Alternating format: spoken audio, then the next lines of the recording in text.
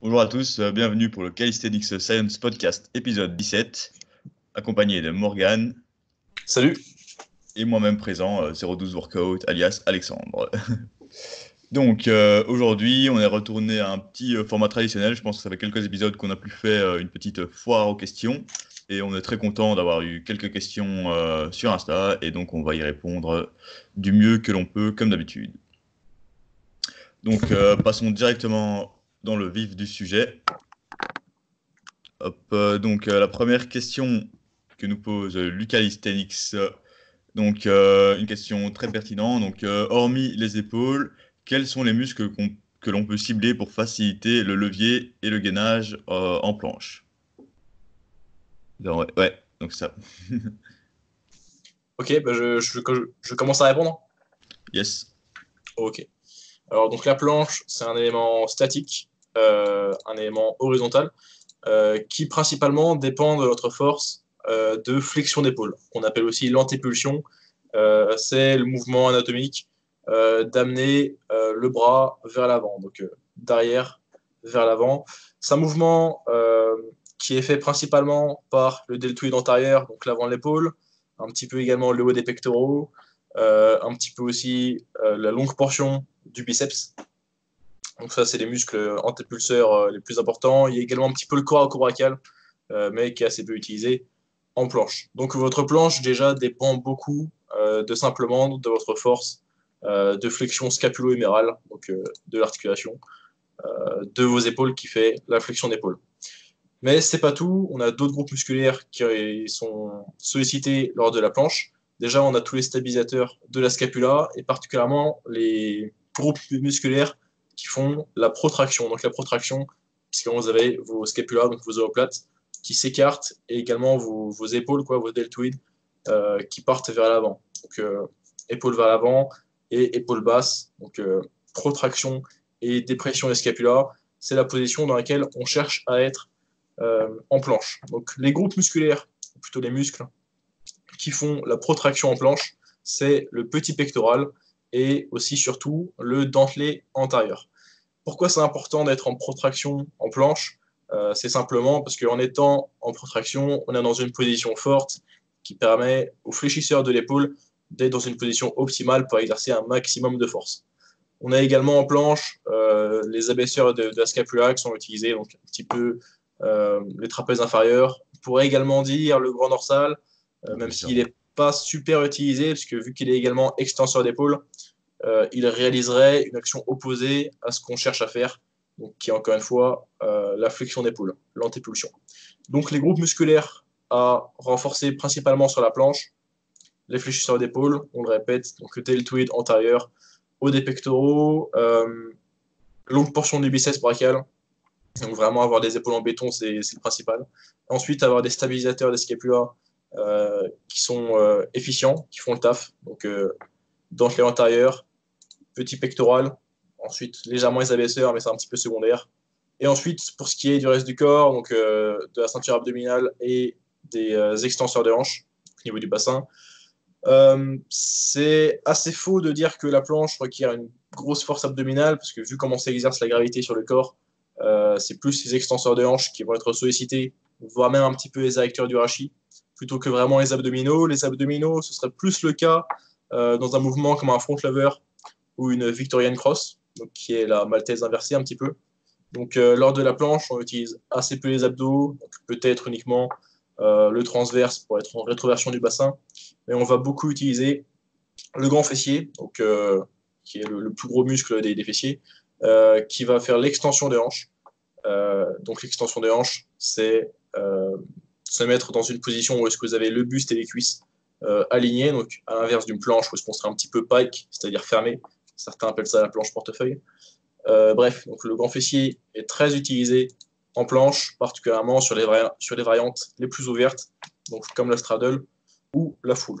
On utiliserait aussi un tout petit peu les ischios, mais le groupe musculaire le plus fort pour faire l'extension des hanches, surtout dans cette position, c'est le grand fessier. Et je dis surtout dans cette position, parce que le grand fessier, sa courbe de force, c'est que plus il est contracté, plus il est en mesure d'exercer de la force. Donc c'est plutôt le grand fessier qui est utilisé pour maintenir l'extension des hanches. Euh, en planche. Donc ça, c'est un petit peu pour les rappels anatomiques. Ensuite, Alexandre va un petit peu nous expliquer comment renforcer ces groupes musculaires-là dans un programme d'entraînement. Ouais, moi je voulais juste parler un petit peu, on avait déjà parlé un peu du débat de protraction en planche, et donc ça peut diminuer le levier quand on a une bonne protraction. Ça diminue également l'inclinaison des bras vers l'avant. Donc souvent on voit que ceux qui ont de très bonnes protractions, ils doivent liner un petit peu moins, et donc requièrent peut-être moins de force dans le deltoïde. Donc c'est pour ça que ça permet un peu de soulager toute la tension qu'on va mettre sur son delto. Moi, j'insisterais beaucoup sur aussi le rôle du biceps pour surtout éviter les blessures, même augmenter son idée motrice là-dedans. Ça va quand même, on sent quand même que les biceps sont souvent pumpés après les entraînements en planche. Donc, Morgan avait mentionné le coracobrachial de par son insertion sur l'épaule, mais là c'est normal. Mais même le biceps brachial de base, même le brachial peuvent jouer un rôle dedans aussi. Puis il y a aussi quelques muscles des avant-bras qui permettent de renforcer, d'avoir un bon poignet assez solide. Les fléchisseurs extenseurs.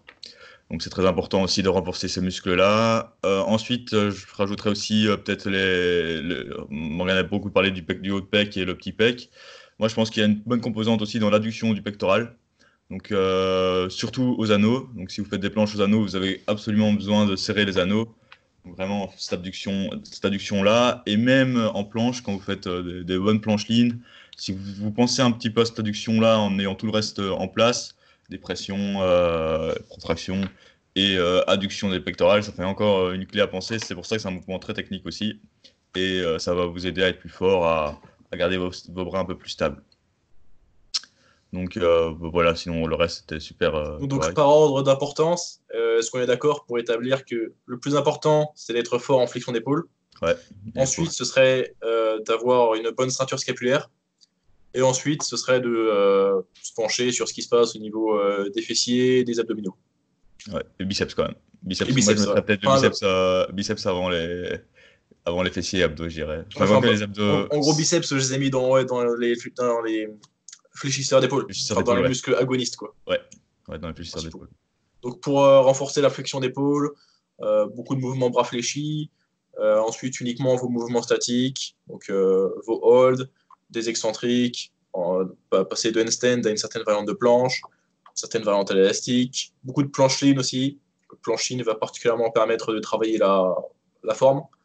Donc ça va vraiment être le plus important. Donc renforcer vos muscles fléchisseurs d'épaule. Ensuite, pour votre ceinture scapulaire, on peut utiliser des exercices d'isolation, des exercices accessoires comme des scapula push-up, ou un exercice assez peu connu qui s'appelle le whippet, donc, qui consiste uniquement avec une bande élastique que vous avez dans vos mains et qui passe derrière votre dos à hauteur des scapulas, de réaliser une adduction d'épaule, comme si vous faisiez un chest flies un petit peu, et sur la fin de forcer la protraction. Bref, donc il y a quelques exercices pour la protraction en isolation, mais ça va aussi être pas mal de planches lean qui vont vous permettre de travailler votre protraction, et en plus d'une façon bien plus spécifique qu'un exercice d'isolation, contexte parfois, comme des scapula push-up ou des choses du genre. Et enfin, pour ce qui est des grands fessiers, des abdominaux, tout ça, je pense que la meilleure utilisation de votre temps lorsque vous travaillez la planche, ça va certainement être les reverse hyperextensions, c'est-à-dire des extensions de hanches que vous réalisez avec le bas du corps dans le vide sur un banc, puisque ça va être un mouvement qui mimique un petit peu la position dans laquelle vous allez être euh, en position de planche, donc que ce soit straddle ou full. Là, Alexandre, en ce moment, j'ai vu qu'il travaillait ses reverse hyperextensions en straddle, puisqu'il travaille sa straddle planche. Donc c'est tout à fait adapté à ses objectifs et c'est totalement dans le contexte. Ouais, ouais, je suis d'accord. Attends, je pensais. Allez, t'avais dit un exo. Juste avant, tu parlais de. Je parlais du whippet et des scapula push-up. Bah oui, des scapula push-up, ouais, donc je pensais. Donc, ouais, comme tu l'as dit, je voulais rebondir juste dessus, que le meilleur moyen de travailler sa protraction, c'est clairement d'y penser et de forcer dessus à fond dans tous ces maintiens de planche, que ce soit en planche lean, en top planche, et en straddle planche, etc. Donc c'est beaucoup plus simple de faire une protraction aussi en planche lean. Et souvent, quand on essaye de passer à l'advanced et à l'advant et à la straddle, ça devient très dur de garder cette protraction. Si vous avez si vous commencez quand même, si vous sentez quand même à l'aise dans les positions plus avancées, faites-les, mettez en parallèle un travail de scapula, de protraction à côté. Pensez-y, et je pense que même si vous avez une straddle sans protraction, c'est pas la fin du monde. Voilà, c'est un peu le grand débat aussi. Mais je trouve qu'il y a beaucoup de gens qui n'auront pas cette protraction en straddle, et il faut y penser. Si tu as une position neutre aussi, ben, dans le débat qu'on avait parlé, on avait parlé aussi de la tension longueur donc du muscle. Et donc, si votre muscle est trop étiré en protraction, on est peut-être potentiellement moins fort. Tandis que si on est neutre, on est dans la tension optimale. Et si on est en rétraction, là, c'est clairement ce qu'on ne veut pas. Donc, la rétraction, c'est les omoplates en requin. Là, votre muscle, il n'est même pas du tout actif, votre antérieur. Donc, ça peut être dû à un problème nerveux ou alors un manque de force, tout simplement.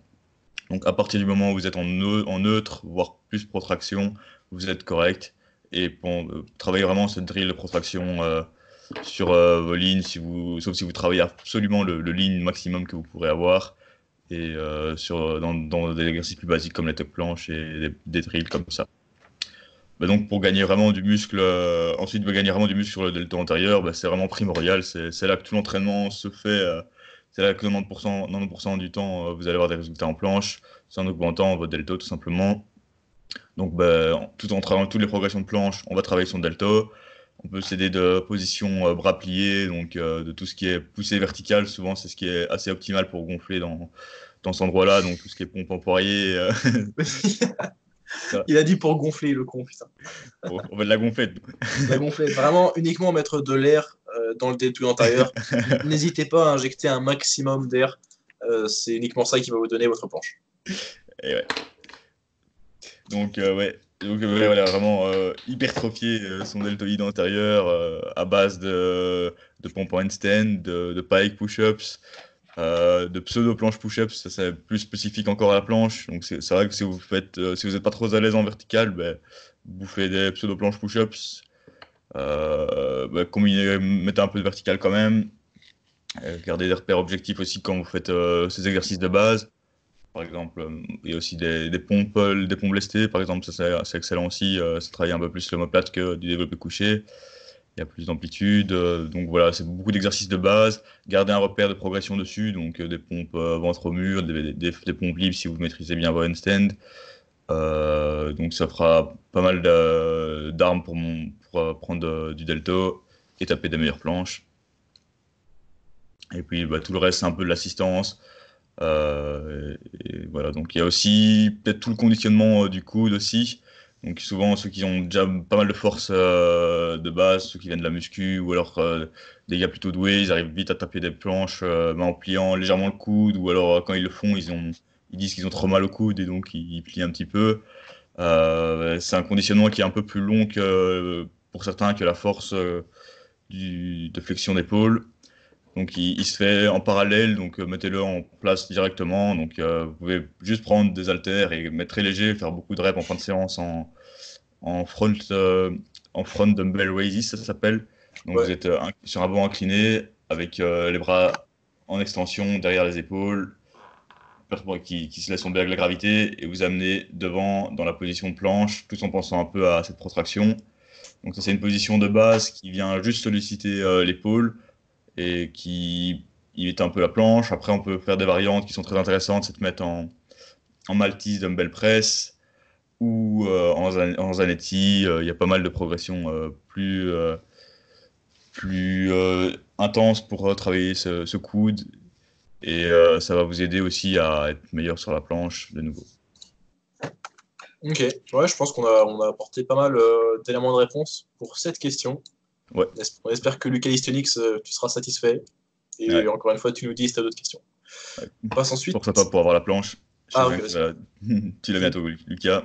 Apparemment, Lucas Calisthenics est très proche de la planche et nous l'encourageons.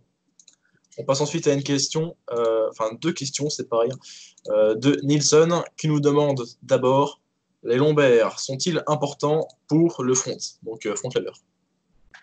Ouais. Donc je vais peut-être commencer la question. Donc souvent cette interrogation-là vient du fait que les gens qui font des fronts font parfois beaucoup de pike front, Et donc, ils se disent, ah, je suis assez fort parce que j'arrive à garder mes bras tendus, je suis assez fort parce que mon haut du dos est plus ou moins à l'horizontale, même mon cul part vers le bas, et donc ça ressemble à un front en équerre, ou un front portefeuille, pour reprendre l'expression qu'on a utilisée avec la planche. Et donc, on pense souvent à se dire, ah, bah, il faut que je renforce absolument mes lombaires. Mais le fait est que souvent, c'est pas les lombaires qui sont pas assez forts, c'est le dos en général, donc tout ce qui est rétraction, rétropulsion des bras, et puis donc le fait vraiment d'amener les épaules de nouveau le plus loin possible de la barre, pour ce qui va faciliter clairement le travail des abdos et des lombaires, enfin plutôt des lombaires et des fessiers pour faire cette extension de hanche. Donc c'est un peu le même rôle qu'il y a pour la planche, on va dire, sauf qu'il faut penser vraiment à ramener le bassin le plus haut possible. Vraiment, il faut penser à amener son pubis vers le ciel, et le rôle qu'ils vont avoir sera important, mais c'est accessoire, quoi. Limite, si on se met couché au sol et qu'on arrive à relever ses jambes en mode hollow body serré, bah, vous avez normalement assez de gainage pour pouvoir faire un front lever. Donc c'est mineur, souvent ce qui manque c'est tout le travail de l'omoplate de nouveau, la force des dorsaux. Vraiment, c'est hyper important pour le front lever. On peut parler un peu de core strength aussi en même temps, mais ça, c'est un peu lié. Donc, vraiment, c'est un peu la même chose qu'en planche. Pour travailler un front correct, pensez vraiment à avoir cette extension de hanche sur tous les mouvements. Donc, c'est plus facile à se concentrer dessus dans les négatives. Pensez-y vraiment, serrez vos fessiers. Vous allez sentir qu'ils vont travailler aussi. Et, euh, et voilà, pas penser. Souvent, il y en a qui se disent, ah, t'as les lombaires trop faibles, ben, fais plein de deadlift, fais plein de back extension pour renforcer ça. C'est pas tellement utile. Vous allez gagner plus votre temps à être meilleur à passer du temps en front lever, ou à renforcer votre force de tirage plutôt que renforcer les lombaires. Même s'il y a quand même un transfert du soulevé de terre au front lever, et qu'il y a certains exercices, même par exemple le straddle reverse, le reverse hyper extension, peut-être pas en straddle, mais peut être intéressant aussi pour travailler un peu les lombaires et grands fessiers de nouveau pour le front lever. Ouais, je sais pas ce que tu en penses. Je suis assez d'accord avec beaucoup de choses qu'a dit Alexandre. Souvent, les gens qui pensent qu'ils sont trop faibles des lombaires, c'est qu'ils sont trop faibles en rétropulsion, en extension d'épaule, quoi, c'est tout. Tout comme les gens qui pensent que ils n'ont pas la planche parce qu'il manque d'extension des hanches ou il manque de force dans les lombaires. Non. Si vous n'avez pas la planche, c'est 90% parce que vous n'avez pas une bonne flexion d'épaule. Donc pour le front lever, c'est pareil. Si vous n'avez pas la variante de front lever que vous voulez, c'est que vous manquez principalement d'extension d'épaule, quasiment à 100% des cas. Et ensuite, secondairement, pour la forme, c'est un petit peu plus le reste. En fait, cette question-là, donc les lombaires sont-ils importants pour le front, ça se rapproche un petit peu de ce qu'on a dit lors de la première question sur la planche. En fait, le hollow body, c'est au front lever ce que les reverse hyper extension, c'est à la planche. C'est des mouvements qui sont opposés, la planche et le front lever, en tout point. Donc, c'est totalement des muscles opposés sollicités dans l'un et l'autre. Et la gravité s'oppose au corps dans des positions inverses. En fait, lorsque vous êtes en planche, votre corps va vouloir se fermer, donc être dans une position de flexion de hanche et de flexion abdominale, par exemple. Et à l'inverse, en front, votre corps, à moins que vous fléchissez naturellement les hanches pour réduire le levier, va plutôt vouloir s'ouvrir, donc arriver en plus d'extension des hanches, mais de façon non contrôlée, ce qui va aussi provoquer une extension lombaire. Ce qui va poser plus de soucis, encore une fois, au front, c'est principalement que vous n'êtes pas assez fort en extension d'épaule. Et ensuite, secondairement, plutôt dans les muscles stabilisateurs des scapulas. C'est le même schéma qu'en planche, en fait. Donc, principalement les muscles gérant l'épaule, puis les muscles gérant les scapula, puis ensuite les muscles abdominaux, les extenseurs de hanches. Si vous êtes juste pas trop immonde en dragon flag et en hollow body, genre vraiment il suffit d'un tout petit niveau, vous n'aurez pas de problème en front lever. Ce sera rarement ça le souci. Si jamais vous êtes fléchi sur votre front lever, donc en portefeuille, c'est que vous trichez parce que vous voulez réduire le levier. Si vous êtes extrêmement cambré, bon ça c'est bien plus rare, mais c'est aussi une façon de réduire un tout petit peu le levier ou des choses du genre. Ouais, Voilà. c'est souvent des compensations qu'on fait et donc la clé c'est souvent être plus fort parce que souvent quand on va en planche, tu regardes le mec qui fait une planche et puis qu'il avance, qu'il ligne plus, bah, t'auras plus facile à monter ça. Donc c'est une question de stabilité et vraiment d'extension, flexion, de force de base. Ensuite, il y a une autre question de Nilsson, si on a fait le tour de la première, Ouais. qui est la souplesse est-elle importante pour les handstands? Alors, je vais commencer par y répondre, puisque les handstands, c'est vachement mon truc, quand même, par rapport à Et que la Alexandre. souplesse Non, en handstand, c'est pas vachement mon truc. ça fait un combo, pas Enfin, si, pour. c'est mon truc parce que j'essaye d'y travailler depuis des années, mais je vais te laisser y répondre. Alors, la souplesse est-elle importante pour les handstands? Alors, la réponse est oui. À quel point? C'est plutôt la question. Déjà, quel type de souplesse, de quel type de souplesse on a besoin pour les handstands? Il y a deux grandes choses. D'abord, la flexion scapulo-humérale, la flexion d'épaule, donc c'est-à-dire être capable d'avoir une très belle ouverture d'épaule. Vous n'avez pas besoin d'avoir 180 degrés d'ouverture d'épaule pour avoir une belle ligne en handstand, mais meilleure sera votre flexion d'épaule, ou plutôt meilleure sera votre capacité à utiliser votre flexion d'épaule dans cette position, et meilleure sera votre ligne théoriquement, si vous avez également la technique qui va avec. Donc principalement, avoir une flexion d'épaule intéressante, c'est ce qu'il vous faut pour le handstand. C'est ça. Je pense, au niveau souplesse, c'est le premier objectif en handstand.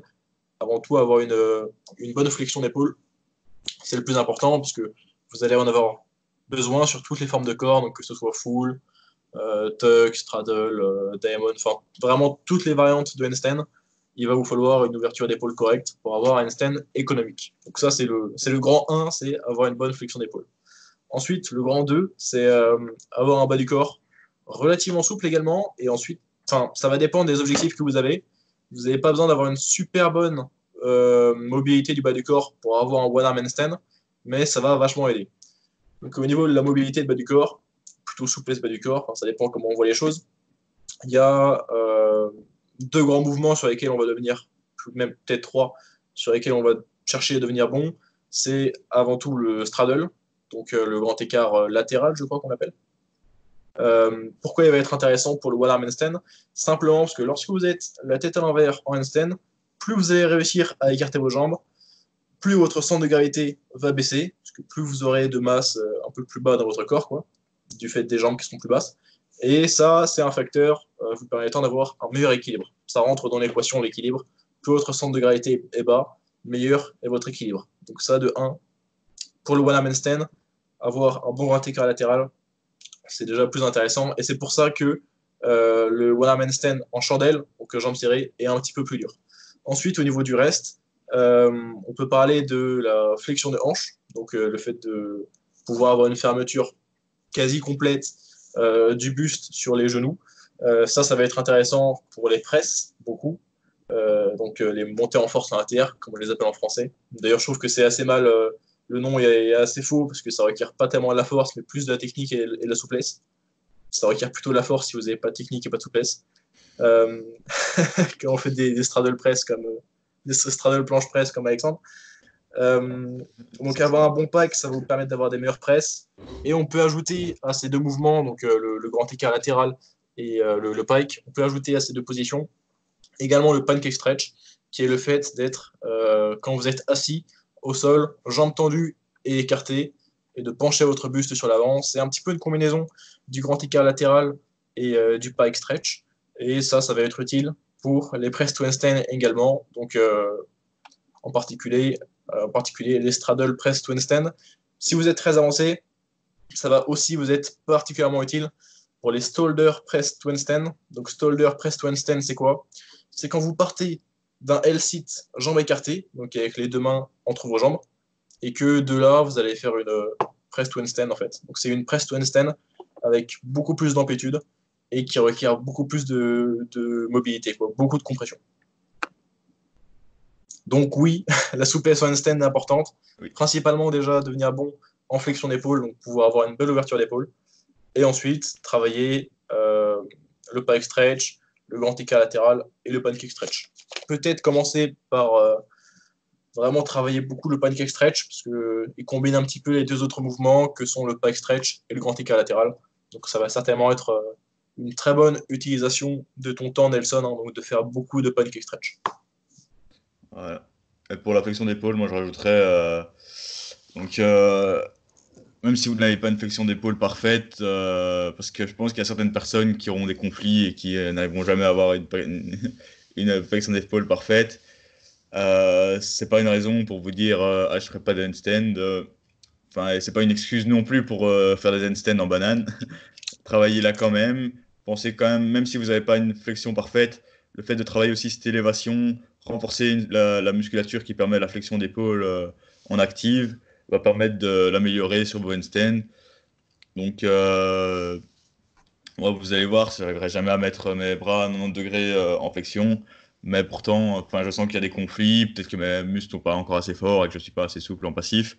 Mais ça fait quand même beaucoup de temps que je travaille dessus. Ça s'améliore petit à petit, mais je pense que ça sera jamais satisfaisant pour y arriver. Donc, vraiment, pensez à élever vos épaules en handstand. Ça facilite aussi la flexion d'épaule. Ensuite, concentrez-vous aussi sur un peu le fait de rentrer le ventre, de bien aplatir les lombaires, de serrer un peu les fessiers. Et dans tous vos drills de souplesse, pensez vraiment à avoir cette position d'handstand. Ensuite, et puis faites beaucoup de hanging, de se pendre à la barre. Donc, vraiment travailler cette souplesse pendant tout votre apprentissage de handstand va le faire qu'on s'améliore. Et puis même pendant vos handstand, en faisant des progressions plus avancées, comme des tuck handstand, des one leg, des pikes et tout, ça va aussi bosser votre souplesse. Donc même si par exemple vous faites des straddles, vous faites des straddle handstand, c'est une manière de renforcer en actif. Et c'est hyper pertinent au mouvement qu'on fait, donc c'est en pratiquant aussi qu'on s'assouplit en handstand. Et donc voilà, vraiment la souplesse, je pense qu'il y a quand même une partie de qui ne sera pas qu'il n'y aura jamais une flexion d'épaule parfaite, mais il faut quand même y aller. Pas toujours s'attendre à avoir des positions parfaites pour votre drill. S'il y a un petit défaut, ben, continuez à travailler et cleaner ça au maximum, quoi. Faut pas toujours souvent, parce que ça peut être frustrant et on se dit, ah, je n'arriverai jamais à faire de handstand. Faites-les quand même et progressez comme vous pouvez. Voilà. Vrai. J'approuve ce qu'a dit le lieutenant Alexandre Antropowski. Nous avons ensuite une question Ça, tout c'est à une fait question sérieuse. pertinente. Ça, c'est la question fatidique du podcast. Attention, est-ce que vous êtes prêts? Une question de Beer Workout, a.k.a. Gwendal Simon, a.k.a. un streetlifter belge. A.K.A. Baby. Correctement fort. Ça va, il n'est pas immonde. Ouais, il y a des perfs décentes. Il y a des Il a été organisateur de la NPSC édition 2020, donc la compétition de streetlifting à laquelle j'ai participé il y a un mois et quelques. Alexandre était également un organisateur. Beer Workout, Alexandre Simon nous demande comment faites-vous pour être aussi beau? Question existentielle. Parce qu'on sait tous qu'on est connu au Calisthenics Science Podcast pour notre beauté. En fait, on est tellement connu pour notre beauté qu'on pense à supprimer notre page de Spotify parce que ça n'intéresse personne de nous écouter sans nous voir. Voilà. Parce que Bientôt, vous ne pourrez nous écouter que sur YouTube. on a remarqué dans nos stats qu'on avait un taux incroyable de visibilité et pas mal de commentaires, mais pas en public, plutôt en privé, comme quoi on était beau. Ouais, certains individus nous ont même dit qu'ils regardaient les podcasts en coupant le son, ils écoutaient la musique à la place, uniquement pour nous voir, pas nous écouter, uniquement nous voir. Donc on va bientôt sortir des albums photos avec uniquement nos jolis frémousses. Et pour répondre à la question, comment on fait pour être aussi beau? Donc je pense qu'il pose la question pour pouvoir nous copier et avoir notre splendeur. C'est principalement un brossage régulier du pelage, une bonne alimentation, beaucoup de sommeil pour avoir une belle peau, une belle crinière, et également avoir une bonne génétique parentale. Donc il faut vraiment des bons parents. Et si tu n'as pas ça, tu ne seras jamais beau, Gwendal, malheureusement. Triste. Le petit secret dans l'alimentation, c'est une asperge par jour, une gélule de vitamine C, et voilà. Et avec ça, les médecins te détestent. Ça tourne Et mal. Donc voilà. Bon, passons à la prochaine question, peut-être un peu plus sérieuse. Non, Donc, je pense pas, non. peut-être moins sérieuse. Donc, Henri nous demande, est-ce que perdre 500 grammes par semaine en sèche, est-ce que c'est bien? C'est une question intéressante. D'ailleurs, ça faisait beaucoup de temps qu'on n'avait pas traité de nutrition un petit peu sur le podcast. Alors, dans la question, Henri nous demande perdre 500 grammes par semaine. Euh, on va plutôt y répondre en donnant des pourcentages, parce que donner une valeur absolue comme ça va beaucoup dépendre du gabarit de l'individu. Parce que donner une recommandation en valeur absolue, donc en grammes ou en kilos, ça pourrait être bon pour la majorité des individus, mais assez incorrect pour, par exemple, une femme qui pèse 45 kilos ou un homme qui en fait 110 et qui mesure 2 mètres. Donc on va Ouais, c'est plutôt difficile. répondre en termes de pourcentage du poids de corps. Alors déjà, quels sont les facteurs qui vont jouer sur la vitesse de perte optimale de poids en sèche? Il y a plusieurs choses. Déjà, plus vous êtes gras, plus vous allez pouvoir perdre rapidement du poids sans craindre une perte d'énergie, une perte de masse musculaire, de force ou une faim bien trop conséquente. Donc, première chose, plus vous êtes gras, plus vous pouvez vous permettre de perdre rapidement. Deuxième chose, plus votre période de perte de gras est courte, plus vous pouvez vous permettre d'être agressif dans votre perte de poids, donc de perdre beaucoup, parce que sur une période très courte, disons 3 à 6 semaines, vous pouvez faire quelque chose qui ne sera pas durable sur le long terme, puisque c'est décidé que ce sera uniquement fait sur une courte période. Donc je répète, 1, si vous êtes très gras, vous pouvez perdre rapidement. Si vous êtes moins gras, vous pouvez pas perdre aussi rapidement. Si c'est sur une courte période, vous pouvez perdre très rapidement. Si c'est sur une longue période, vous devez prendre un peu plus votre temps. Donc, ça fait déjà 2 facteurs. Un troisième facteur à prendre en compte, c'est votre niveau de stress. Plus vous êtes stressé par votre travail, par votre famille et par vos entraînements, donc avec un volume d'entraînement élevé, moins vous allez pouvoir perdre du gras rapidement, ou plutôt, moins ce serait pertinent et malin de perdre du gras rapidement. Parce que lorsque vous êtes stressé, vous n'êtes pas dans une situation physiologique qui favorise la perte de gras et vous êtes bien plus à risque de perdre du muscle. Donc, tout ça, donc ces 3 éléments, je répète, votre taux de masse grasse, votre niveau de stress et la durée de votre déficit calorique vont déterminer à quelle vitesse vous allez pouvoir perdre du gras. Donc le plus important, je pense, ça va être votre taux de gras actuel. Donc si vous êtes relativement gras, donc au-dessus de 20 ou 25% de body fat, vous allez pouvoir, ma recommandation, c'est de perdre jusqu'à 1,5 ou 1% de votre poids de corps par semaine. Donc disons que vous êtes à 22% de masse grasse, vous faites 90 kg, et bien sur une semaine, vous pouvez perdre, théoriquement avec ce modèle, entre 900 et 1350 grammes. Entre 900 grammes et 1 kg 3 et quelques. Plus vous êtes sec, moins vous allez pouvoir perdre vite. Donc sur un individu qui serait entre disons 12 et 20% de body fat, je donne des valeurs un petit peu brouillon et c'est adapté à chaque individu, vous allez pouvoir perdre au plus vite environ 1% de votre poids de corps, donc entre 0,5 et 1% de votre poids de corps par semaine. Donc un rythme de perte de gras un petit peu plus bas parce que vous êtes plus sec, donc que vous êtes plus à risque de perdre en force, en masse musculaire ou d'avoir des niveaux de faim qui augmentent jusqu'à un niveau qui n'est plus tenable. Et si vous êtes extrêmement sec, ou plutôt sec quand même, donc si vous êtes en dessous de 10%, je vous recommande d'avoir une vitesse de perte de poids qui est entre 0,25 et 0,5% de votre poids de corps par semaine. Donc ça, c'est mes recommandations un petit peu générales. C'est des recommandations qui viennent principalement du travail de Steve Hall, donc Revive Stronger sur Instagram et sur sa chaîne YouTube, qui est un bodybuilder naturel. C'est également des chiffres qui sont repris beaucoup aussi par Renaissance Periodization, donc qui est entre autres dirigé par Mike Retail. Donc je répète, si vous êtes en dessous de 10% de body fat, vous pouvez perdre jusqu'à 0,5% de votre poids de corps par semaine. Si vous êtes entre, disons, 10 et 20, vous pouvez perdre jusqu'à 1% de votre poids de corps par semaine. Et si vous êtes au-dessus de 20, vous pouvez perdre jusqu'à 1,5% de votre poids de corps par semaine.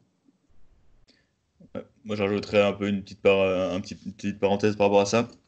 C'est que si vous perdez, enfin, là on dit vous pouvez perdre, mais bien sûr qu'on peut perdre plus. Mais si vous perdez plus, en général, c'est que le ratio muscle-gras va être plus élevé. Et donc, vous risquez de perdre potentiellement plus de muscles et donc ce sera moins productif. Votre sèche va être plus difficile vers la fin. Si vous perdez plus également, c'est aussi que vous perdez potentiellement beaucoup d'eau dû à la déplétion de glycogène au début. Surtout si vous faites des changements drastiques. Par exemple, vous passez de 3000 calories par jour à 2000 voire 1500. Là, vous allez perdre énormément de poids au début. Donc, voilà, c'était une petite parenthèse. Donc, si vous pouvez perdre, bien sûr, plus que 1% par semaine, mais souvent, ça sera peut-être pas optimal, sauf si, comme on l'a dit plus tôt, vous êtes au début de votre sèche, que vous êtes de nouveau très gras ou que Donc vous êtes dans un environnement optimal ouais, au niveau de stress, par exemple. ouais, ouais, Aussi, il y a un petit peu une autre règle générale qu'on peut se donner, c'est que les 2 premières semaines de votre déficit calorique ou de votre surplus, si vous venez de passer en surplus, pesez-vous, mais donnez pas beaucoup de valeur aux données de votre balance les 2 premières semaines. Pourquoi? Parce que vous allez avoir beaucoup de fluctuations du poids, donc disons que vous passez en déficit calorique, certainement que vos choix alimentaires vont changer, peut-être que vous allez opter pour des aliments moins riches en calories, mais qui ont quand même beaucoup de volume, donc peut-être même que vous allez prendre du poids ces premières semaines, alors que vous perdez euh, du tissu adipeux, que vous perdez du gras, que vous perdez vraiment du tissu vivant, disons, alors que en fait simplement vous prenez du poids parce que vous mangez beaucoup plus d'avoine et de haricots verts et que ça gonfle dans votre ventre. Donc simplement vous pouvez prendre du poids par rapport à votre bol gastrique alors qu'en fait vous perdez de la masse sur votre corps. Également, le déficit calorique va rapidement faire monter vos niveaux de cortisol, qu'on appelle souvent l'hormone du stress, qui est une hormone qui fait faire de la rétention d'eau, entre autres. Également, peut-être qu'à l'inverse, vous allez perdre beaucoup de poids parce que vous n'allez pas tout à fait changer vos choix alimentaires, mais qu'au global, vu que vous êtes en déficit calorique, votre volume alimentaire va baisser. Donc, que là, c'est le cas contraire. Vous allez avoir moins de volume dans vos intestins, moins d'eau qui sera retenue par vos fibres solubles, vos intestins encore une fois. Et peut-être qu'aussi vous allez perdre du poids parce que vous allez perdre du glycogène, à savoir que 1 gramme de glycogène euh, retient 2,4 à 3 grammes d'eau et que vous pouvez avoir jusqu'à 300 grammes de glycogène dans vos muscles et 150 grammes de glycogène hépatique, donc le glycogène dans le foie. Bien sûr, c'est des valeurs générales, ça dépend de la taille de l'individu, etc.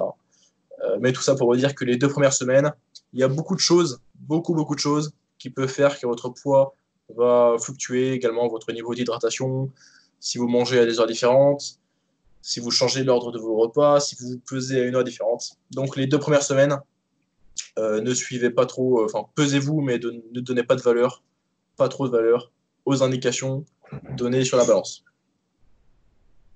ouais. Donc, ouais, soyez assez critique par rapport à ça. Prenez aussi en compte ben, le temps que vous allez sécher. Si vous partez sur une sèche un régime peut-être de 16 semaines, enfin, ça dépend de la durée de la sèche. Plus la sèche est longue, plus perdre beaucoup de poids par semaine sera compliqué et dangereux potentiellement. Donc, jouez en fonction de ça. Donc, je pense Une que autre, une autre règle générale donnée par Renaissance Periodization, c'est, et ça concerne beaucoup plus les gens qui partent en étant très très gras, ne perdez pas plus que 10% de votre poids de corps en une seule durée, en une ouais, seule cut, en une seule période de perte de poids. Pourquoi? Parce que au fur et à mesure que vous allez perdre du poids, vous allez développer des légères adaptations métaboliques. Et je dis bien adaptation métabolique et pas dommage métabolique, parce que les dommages métaboliques, ça n'existe pas. Votre métabolisme n'est pas cassé. Tout dépend du flux de dépenses et d'apports journaliers et que au fur et à mesure que vous allez revenir à maintenance, tout va revenir en ordre.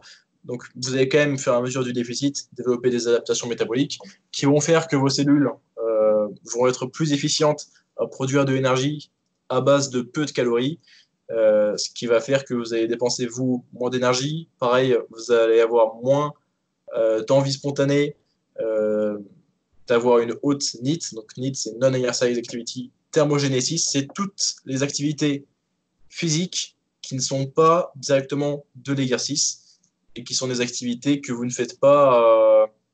Enfin, c'est des activités que vous faites spontanément.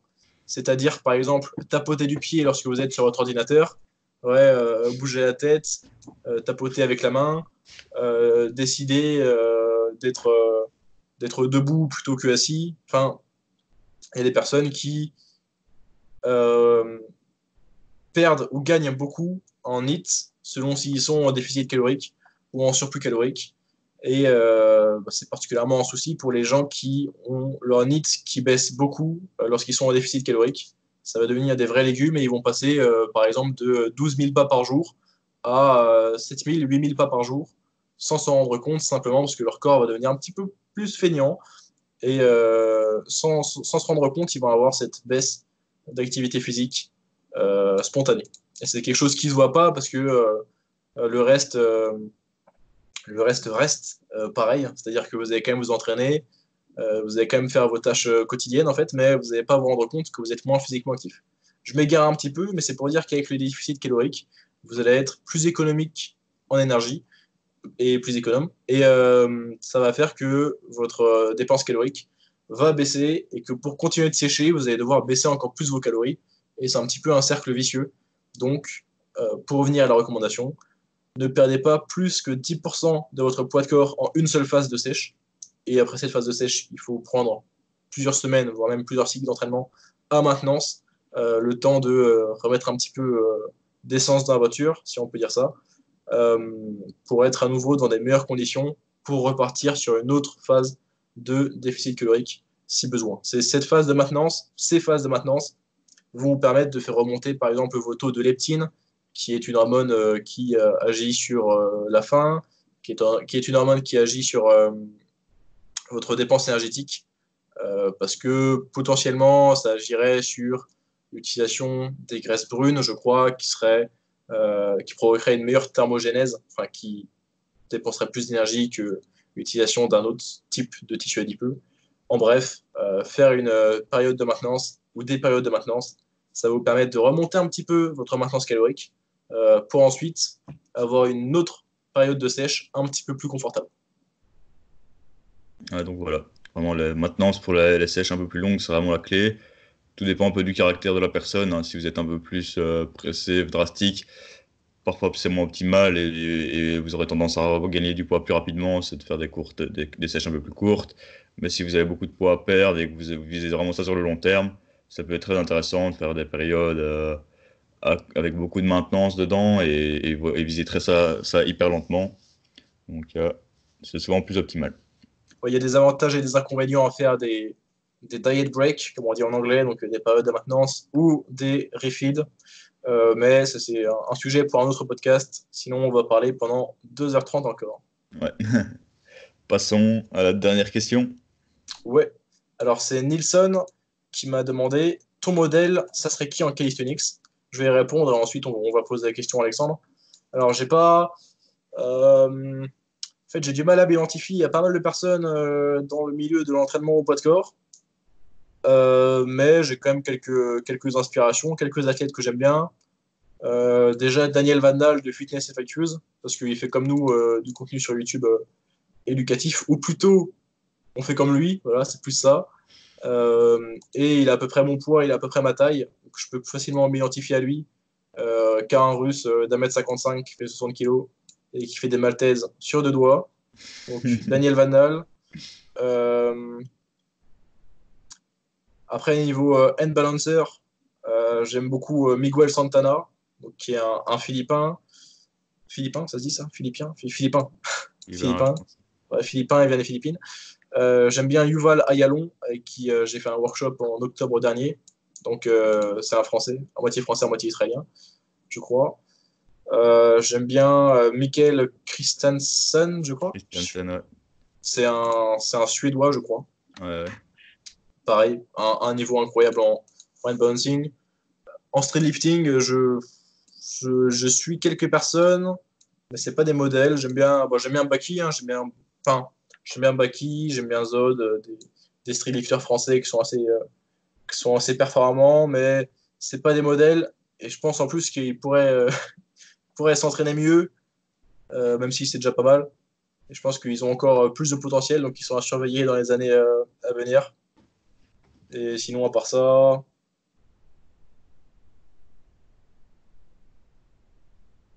non, sinon, je sais pas trop. En freestyle, t'as pas. Non, freestyle, ça m'intéresse pas du tout. En statique, ouais, j'aime bien Simon Monster également. Et voilà. Et toi, Alexandre? Bah, moi, c'était un peu par période, quoi. J'ai eu pas mal d'évolutions. Bah, j'ai été très fan directement dès le début. Bah, un peu tout ce qui était freestyle, Hannibal et tout, un peu comme tout le monde. Un peu les Américains qui tapaient des sales trucs. Et puis bah, rapidement, j'ai vu qu'il y avait du contenu sur YouTube et tout. Et puis j'ai vraiment été fan de Beastem et d'Adam Rao. Donc Adam Rao et Beastem. Donc deux heavyweight, parce que j'étais un peu plus lourd. Bah, j'ai jamais été trop lourd, hein, j'étais à 80 kilos, mais je me comparais quand même à des. Je voulais quand même être un big, parce que je me comparais pas non plus à des Russes de 60 kilos. Et donc, et j'aimais bien aussi leur approche d'être complet, de faire de la force, de faire aussi un peu de traction de basique. Et puis, comme Morgan, hein, quand j'ai vu Fitness FAQs, bah, je le suivais depuis très longtemps aussi. Bah, de nouveau, il était aussi collègue avec Bistem, et donc ils avaient une très bonne approche. Donc, je pense qu'on adorait tous les deux le fait qu'ils s'entraînaient très proprement, qu'ils soient assez complets, donc sur tous les domaines, en hand balancing, en force bas du corps, en street lifting, en basique et en skill. Donc vraiment, c'est cette approche-là, en général, un athlète d'un certain gabarit qui tape tous ces trucs-là, bah, moi, ça m'impressionne vraiment. Et puis de nouveau aussi par son contenu éducatif, le fait qu'ils aient partagé beaucoup de choses, et que nous maintenant on se lance là-dedans, bah, ça les rend encore plus nos modèles, je dirais. Et puis, bah ouais, vraiment, il y a des athlètes comme bah, Baki, par exemple, qui tapent des perfs de malade sur beaucoup de choses. En streetlifting, il y en a quelques autres un petit peu moins connus aussi, mais qui sont très complets et qui ont vraiment du potentiel. Euh, En statique, ouais, j'aimais bien un peu tout ce qui se faisait en Italie, dans les trucs de Burning Gate. Je connais pas trop les noms, mais j'aimais bien Matteo Spinazzola, qu'on parlait justement dans le dernier podcast avec sur les exercices jambes. Bah, lui, c'est un taré, il tape des trucs de malade sur le haut du corps. Il y a d'autres de ses collègues italiens, hein, comme Gaggi ou quoi, ils sont très très forts. Moi, j'aime bien quand ils font pas trop de freestyle, mais qui balancent que des trucs de bourrin, même s'ils font que du statique, c'est vraiment impressionnant. Et voilà. Voilà, je pense que c'est important d'avoir un modèle, un mentor un peu à qui se comparer. Même si tu peux pas te dire je vais faire exactement l'entraînement que lui, parce que tout le monde est différent, c'est quand même important de voir un peu son approche, d'essayer de faire comme lui, mais en t'écoutant toi et en faisant un peu ce que tu veux aussi faire.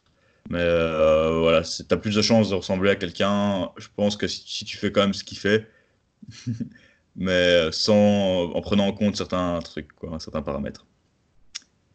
Et puis même niveau inspiration, motivation, ça booste quand même d'avoir des objectifs comme ça en tête. Ouais, je pense que le mieux, c'est de se comparer soi-même à soi-même, Ouais, surtout dans le poids de corps, parce il y a beaucoup de différences interindividuelles, parce que il y a pas mal de variations des difficultés des skills selon votre taille, selon votre poids. Donc, bien sûr, c'est pas impossible de faire des straddle planches si vous faites 1m80 ou plus. C'est un peu plus dur, mais c'est faisable. Et puis, il y a forcément un domaine dans l'entraînement où est-ce que vous serez plus favorisé par rapport à d'autres. Donc, peut-être que vous êtes grand et que vous n'allez pas être bon en statique, mais ça ne vous empêche pas d'être très bon en handstand, d'être bon aussi en lifting ou en souplesse, des choses du genre. Donc forcément, il y aura quelque chose en quoi vous pourrez être bon. C'est pour ça que c'est si impressionnant de voir des athlètes qui sont très très complets dans tout, parce que normalement, tout le monde est meilleur dans certains domaines que d'autres. Donc c'est une belle prouesse d'être bon dans tout. Ouais. Puis, bon, en tout, plus excellent dans un truc, c'est encore mieux. Ouais, voilà. Donc voilà, je pense qu'on a fait un petit peu le tour de toutes les questions. C'est vrai qu'on n'a pas parlé en début de podcast, mais on est encore en période de confinement, donc j'espère que tout le monde va bien. Donc, et que vous ayez su vous adapter, que vous ayez su vous adapter pour vos entraînements, que tout se passe bien et que vous faites encore des bons progrès pendant cette période. Voilà. Voilà, on espère que vous êtes en vie et que vous faites des gains. Et c'est tout ce qu'on avait à vous dire sur votre podcast. C'était le 17e épisode du Calisthenics Science Podcast. À très bientôt. À toutes.